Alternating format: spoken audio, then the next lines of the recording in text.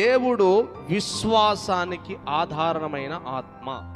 విశ్వాసము ద్వారా నువ్వు మాట్లాడగలగాలి అంటే, విశ్వాసము ద్వారా నువ్వు నమ్మగలగాలి అంటే, విశ్వాసమందు స్థిరంగా నువ్వు ఉండాలి అంటే, విశ్వాసములో పడిపోకుండా ఉండాలి అంటే, ఆ విశ్వాసానికి కర్త దాన్ని కొనసాగించే యేసు వైపు చూచుచు పరుగు పందెములో నువ్వు ఓపికతో పరిగెత్తాలి అంటే, గురి యొద్దకు నువ్వు పరిగెత్తాలి అంటే, విశ్వాసముతో నింపేటువంటి విశ్వాసమునకు ఆధారమైన పరిశుద్ధాత్ముడు నీ లోపట ఉండాలి. హల్లెలూయా.